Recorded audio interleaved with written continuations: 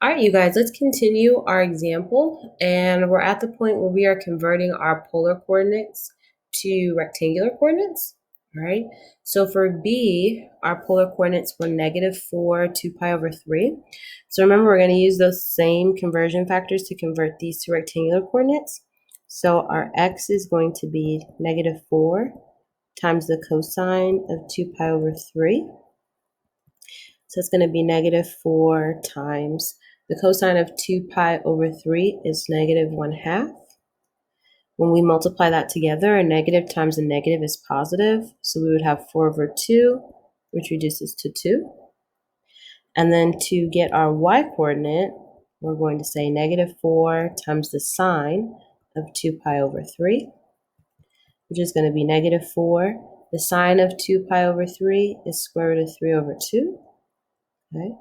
When we multiply that together, the 4 and the 2 will reduce to 2, which is going to give us -2 square root of 3. So our rectangular coordinate is 2 square root of 3. Okay. All right, let's do C.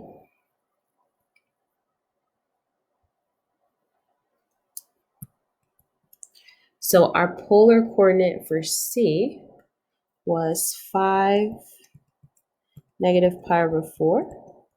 So if we're using those same conversion factors again, x is going to be 5 times the cosine of -pi over 4, okay, which is going to be 5 times the square root of 2 over 2.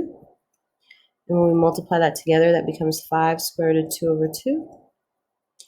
When we go to find our y-coordinate, that's going to be 5 times sine of -pi over 4. Put these in parentheses, which is going to give us 5 times negative square root of 2 over 2. And when we multiply that together, we get -5 square root of 2 over 2. So our rectangular coordinate is 5 square root of 2 over 2, -5 square root of 2 over 2. Cool. So you have just converted all of those polar coordinates to rectangular coordinates. So the important thing you have to remember when you were doing that are these conversion factors. If you're looking for x, that's equivalent to r cosine theta. And if you're looking for y, that's equivalent to r sine theta. And remember, your rectangular coordinates and your polar coordinates should bring you back to the same exact point. So if ever you're confused as to whether the point that you got after you converted it was the same, graph them and see. You should come back to the same exact point.